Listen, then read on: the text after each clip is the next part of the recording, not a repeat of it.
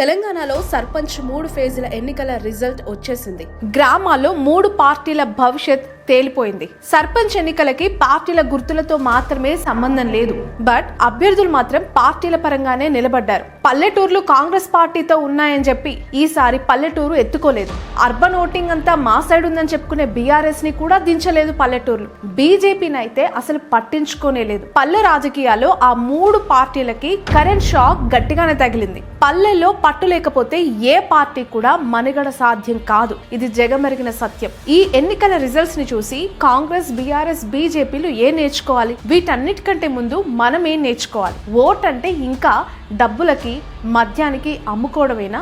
స్వాతంత్రం వచ్చినప్పటి నుంచి ఇప్పటిదాకా ఏ ఎన్నిక వచ్చినా సరే డబ్బులకి అమ్ముకోవటం కామన్ పాయింట్ గా కనిపిస్తోంది. ఎన్నికలు వస్తున్నాయి అంటే ఏ పార్టీ అభ్యర్థి ఏ స్థాయిలో డబ్బులు పంచుతాడని చూపు తప్ప ఎవరికి ఓటు వేస్తే మంచి జరుగుతుంది, మన భవిష్యత్తు బాగుంటుందనే ఆలోచన ఎవ్వరికి కనిపించట్లేదు. కనీసం ఆ ఆలోచన చేయట్లేదు. మన ఓట్ అంటే మనకే లెక్క లేకుండా పోయింది.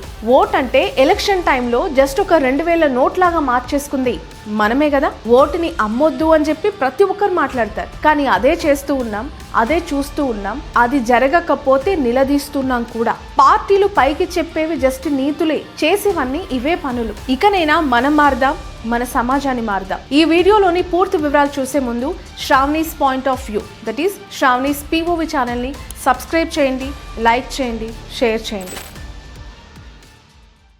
ఇక వివరాల్లోకి వెళ్దాం. సర్పంచ్ ఎన్నికల రిజల్ట్ అన్ని పార్టీలకి డిఫరెంట్ రిజల్ట్ ఇచ్చింది. 3 విడతల్లో మొత్తం 12,733 స్థానాలకి ఎన్నికలు జరిగితే 7,010 సీట్లు కాంగ్రెస్ కి, 3,502 స్థానాల్లో బీఆర్ఎస్ పార్టీకి, 658 గ్రామ పంచాయతీలను బీజేపీ కైవసం చేసుకున్నాయి. వేరే పార్టీలు, ఇండిపెండెంట్ క్యాండిడేట్స్ కలిపి 1505 పంచాయతీలను గెలిచారు. ఇది బీజేపీ కంటే చాలా ఎక్కువ.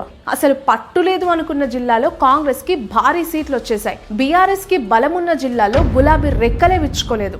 బీజేపీ గురించి లాస్ట్ లో మాట్లాడతాను, ఎందుకంటే ఆ పార్టీ గురించి చాలా షాకింగ్ విషయాలు ఉన్నాయి కాబట్టి లాస్ట్ లో చర్చించుకుందాం. అంతవరకు మిగతా వివరాలు చూద్దాం. మొన్న జూబ్లీ హిల్స్ ఎన్నికలు అయిపోయిన తర్వాత జరిగిన ఈ సర్పంచ్ ఎన్నికల్లో కాంగ్రెస్ పార్టీకి 90% రిజల్ట్ వస్తుందని చెప్పి సీఎం రేవంత్ రెడ్డి చాలా భరోసాగా చెప్పారు. అనేక సందర్భాల్లో చాలా గొప్పగా ఎక్స్పెక్ట్ కూడా చేశారు. మంత్రులు ఒకవైపు, ఎమ్మెల్యేలు మొత్తం గ్రామాల్లోనే తిరిగేశారు. పార్టీ నుంచి ప్రతి గ్రామంలో ఒక్క అభ్యర్థి మాత్రమే నిలబడేలా చూశారు. ఎమ్మెల్యేలకి టార్గెట్లు ఫిక్స్ చేసి బాధ్యతలు ఇచ్చినా సరే 55% మాత్రమే ఇక్కడ సక్సెస్ రేట్ కనిపించింది. కాంగ్రెస్ 7,010 సర్పంచ్ స్థానాలను మాత్రమే గెలిచింది. మనందరికీ తెలుసు, నల్గొండ కాంగ్రెస్ పార్టీకి కంచుకోట. సో మరొకసారి ఆ హిస్టరీ అక్కడ రిపీట్ అయ్యింది. అక్కడే టాప్ ప్లేస్ లో నిలిచింది విక్టరీ. ఇక్కడ 200 పంచాయతీలు హస్తం పార్టీ గెలుచుకుంది. చాలా హైయెస్ట్ ఫిగర్ ఇదే. కేటీఆర్ సొంత జిల్లా సిరిసిల్లలో కాంగ్రెస్ కి ఎక్కువ సీట్లు రావటం ఒక ప్లస్ పాయింట్ అయితే అసలు ఎవరు ఎక్స్పెక్ట్ చేయని రిజల్ట్ కూడా అది. కానీ నిజామాబాద్, ఉమ్మడి కరీంనగర్, ఆదిలాబాద్ జిల్లా,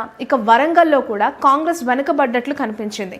ఇక్కడ బీఆర్ఎస్ కి ఎక్కువ సీట్లు వచ్చాయి. ఇది ఎవరు ఊహించని విషయం. ఎందుకు అనంటే వస్తాయనుకున్న చోట్ల రాలేదు, రావు అనుకున్న చోట్ల ఎక్కువగా వచ్చాయి. మంత్రుల సొంత జిల్లాలో కూడా కాంగ్రెస్ ఎక్స్పెక్ట్ చేసిన రిజల్ట్ ఇక్కడ కనిపించలేదు. కాంగ్రెస్ కి గత 10 ఏళ్లతో పోలిస్తే ఇప్పుడు క్యాడర్ చాలా స్ట్రాంగ్ గా ఉంది, యాక్టివ్ గా ఉంది.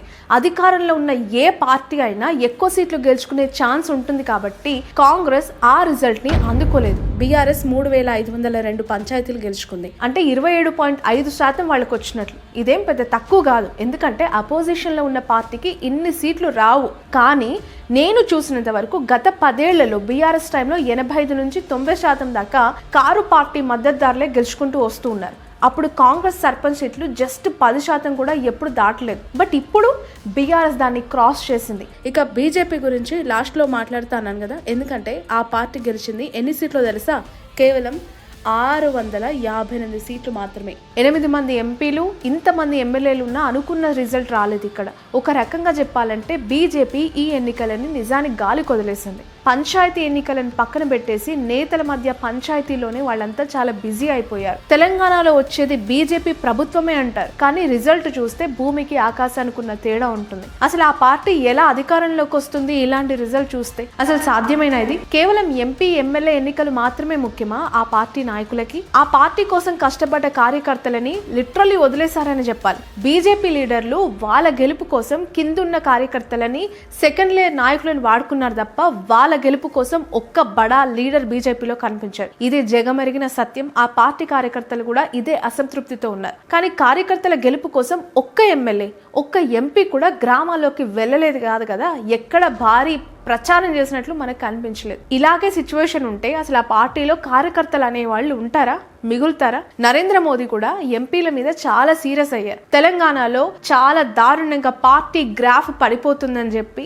అసలు పెరగట్లేదు, ఏం చేస్తున్నారని ఎంపీలను ప్రశ్నించారు. కాబట్టి బీజేపీ ఇలాగే ఉంటే వచ్చే ప్రతి ఎన్నికల్లో కూడా ఇలాంటి ఎదురు దెబ్బలు ఇంకా పెరుగుతాయి తప్ప తగ్గవు. ఎందుకు అనంటే బీజేపీ లీడర్లు ఇక్కడ మాటల్లో చెప్పినంతగా చేతల్లో వాళ్ళ యాక్షన్స్ ఉండవు, ఆ పనితీరు ఎక్కడా కూడా కనిపించదు. తెలంగాణలో బీజేపీ బడా లీడర్లు వేల మీద లెక్క పెట్టుకునేంత మంది ఉన్నా కూడా ఒకరంటే ఒకరికి పడని పరిస్థితి. సో రిజల్ట్ చూస్తే ఈ లెక్కగా వచ్చింది. ఇంకా పార్టీ ఎప్పుడు ఎదుగుతుంది, పార్టీ ఎప్పుడు అధికారంలోకి వస్తుంది అని చెప్పి ఆ పార్టీ క్యాడర్ కూడా తీవ్ర అసంతృప్తితో ఉంది. బీజేపీ 2014 నుంచి 24 ఎలక్షన్స్ వరకు కూడా క్రమంగా ఎదుగుకుంటూ పోయింది, చాలా గ్రాఫ్ ని పెంచుకుంది. బండి సంజయ్ 2020లో పార్టీ ప్రెసిడెంట్ అయ్యాక ఆ పార్టీకి చాలా జోష్ వచ్చింది. వరుసగా ఎన్నికల్లో గెలుచుకుంటూ వచ్చింది తప్ప ఎక్కడ ఓటమి కనిపించలేదు. 2024 ఎన్నికలకు ముందు బీజేపీ అధికారంలోకి రావచ్చు అనే ప్రచారం ఒక దశలో చాలా తీవ్ర స్థాయిలో జరిగింది.